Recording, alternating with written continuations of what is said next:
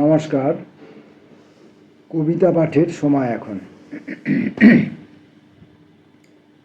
আজকের কবিতা পাঠের সময়ে মেয়ে তোকে বৃষ্টি দিলাম, মেয়ে তোকে বৃষ্টি দিলাম,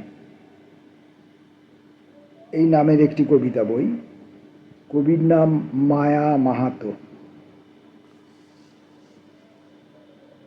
মেয়ে তোকে বৃষ্টি দিলাম, কবির নাম মায়া মাহাতো।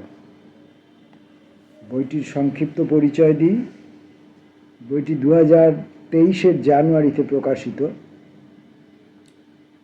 প্রকাশক দিবারাত্রির কাব্য, প্রচ্ছদ ফয়সল অরফিয়াস।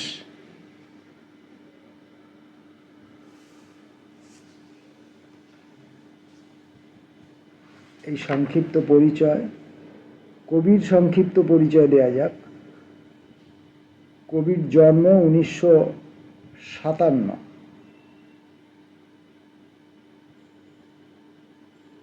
নদিয়া জেলার তাহেরপুরের মানুষ, কিন্তু বিবাহ পরবর্তীকালে তিনি কলকাতা এবং হুগলি জেলার ব্যান্ডেলের অধিবাসী।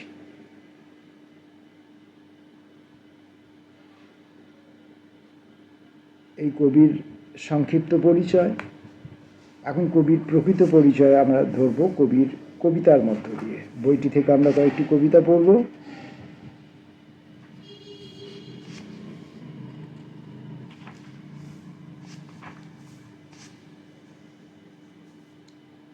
মেয়ে তোকে বৃষ্টি দিলাম, এই নামেই প্রথম কবিতাটি। অতএব এটা আগে পড়া যাক। জানিস খুকু, আজ আমি একটা বৃষ্টি চাইছি খুব, তোকে দেব বলে। আকাশকে মেঘমালা দিয়ে বুকের ভিতর বরণ করে নিলাম। আজ তুই আমার শ্যামাতন্নি মেঘ বরণা, আজ তুই আমার মেঘ বালিকা বৃষ্টিকন্যা। একান্ত নিরিবিলি এই শ্রাবণ দুপুরের কাছে অঞ্জলি পেতে আছি। এখন আর বড় করে বকতে পারি না তোকে, পাছে তুই অনেক অভিমানী হয়ে যাস এই ভেবে। তোকে অনেক করে বৃষ্টি দিতে পারি এখন। বৃষ্টি দিলে আমি যদি তোর অভিমানে অনেক করে ভিজে যেতে পারি সেই ভেবে। এখন আমি মেঘের বারান্দায় মেঘমালার ভিতর অনন্তকালের হাওয়া মিশে যেতে দেখি।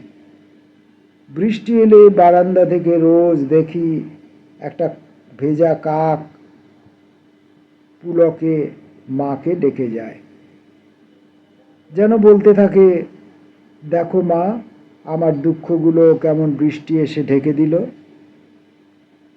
আমার মেঘলা পালক থেকে মন্থর বিলাপের মতো সবটুকু দুঃখ মেঘ হয়ে উড়ে গেল দূর আকাশে। তুমি আর কোনো দিনও দেখতে পাবে না। আমাদের দুঃখের দিনও ভাসমান হয়ে যাক বৃষ্টির পথে পথে। জল ভরা মাঠের সুখ থই থই উঠে আসুক আমাদের উঠোন জুড়ে। তারপর আমি হব বৃক্ষ শাখা, তুই হয়ে যা কচি পাতা। আমি হব মেঘের আঁচল, তুই হয়ে যা টাপুর টুপুর। এভাবেই বৃষ্টি যাপন, বৃষ্টিতেই স্নেহসুধা। মায়ের মনের কিছু কথা। পরের কবিতাটি অপেক্ষা। বাড়িটা দাঁড়িয়ে আছে, দরজাটাও হাট খোলা, অপেক্ষায় বসে থাকে মন। তোমার জন্য এক পৃথিবী কথা ছিল, রঙিন খাম খুলে খুলে কথারা সাজিয়ে দেব তোমাকে। বাড়ি ফিরে এসে আজ তুমি দুদণ্ড সুখের ঘরে বসতে পারো। আজ আমি নিঃশব্দের কাছাকাছি, আজ আমার বাক সংযম, কিন্তু আজ তোমার পায়ের শব্দ অচেনা হবে কিনা জানি না, কারণ আজ তুমি ভীষণ ক্লান্ত। মেঘলা বিকেল, এই নামে কয়েকটি কবিতা আছে। মেঘলা বিকেল 1 নম্বরটি পড়ছি।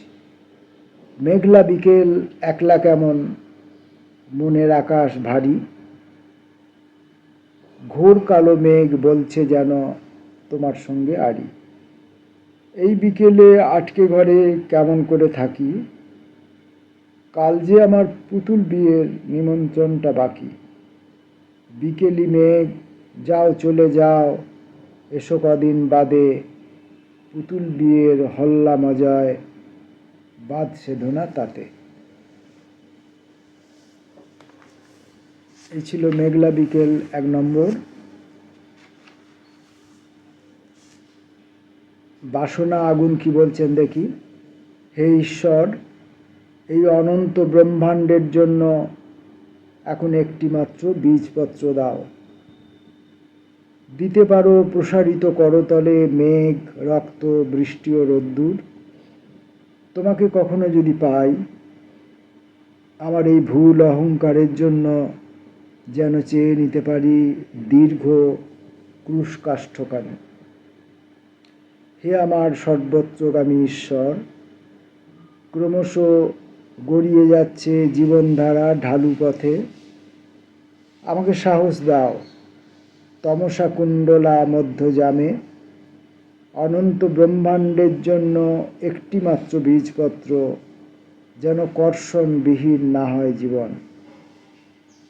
তাপ দাও যেন পতঙ্গের মতো পুড়তে পারে লোভের আগুন তোমার নির্মল হাসিটির পাশে। স্নিগ্ধ শিখাটিও রেখে যাও অনন্ত ব্রহ্মাণ্ডের জন্য।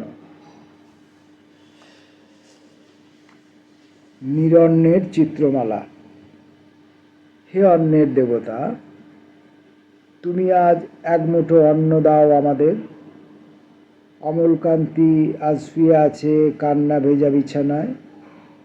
আয় রোদ্দুর আয়, বাইরে শুধু আছড়ে পড়া বাতাস আর বৃষ্টির কালো রাত্রি। সমস্ত পৃথিবী জুড়ে অসংখ্য নিরন্ন সুখ।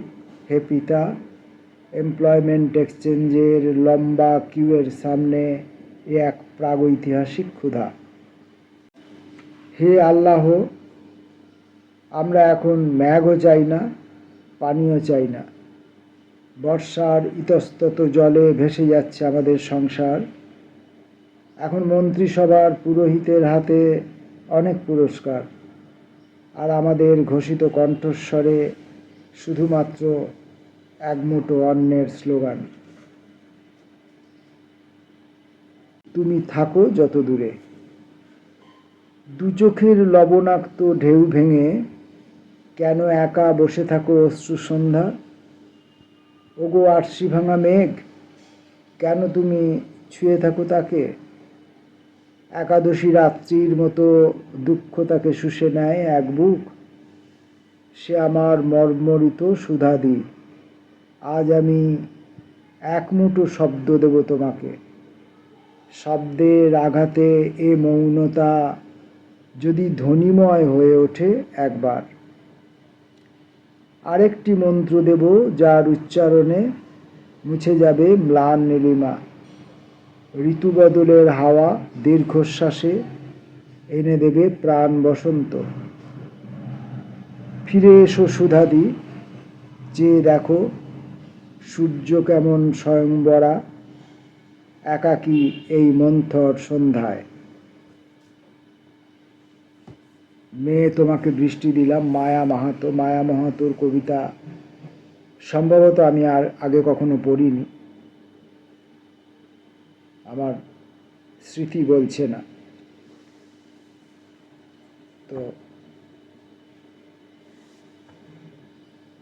এক রকমের পাঠ অভিজ্ঞতা হলো। আরও কবিতা আছে, কিন্তু সব কবিতা বই থেকে পড়া ঠিক না। বইটি যখন সদ্য 2023-এ প্রকাশিত হয়েছে, কিছু লোকের কাছে পৌঁছেছে, আরও কিছু লোকের হাতে পৌঁছাবে। পরবর্তীকালে মায়া মাহাতোর কবিতা যদি আবার কখনো হাতের কাছে পাই, তখন ফের পড়বার ইচ্ছে থাকবে এবং আজকের অভিজ্ঞতা সেদিনকে আমাকে পড়তে হয়তো আরও খানিকটা সাহায্য করবে। নমস্কার।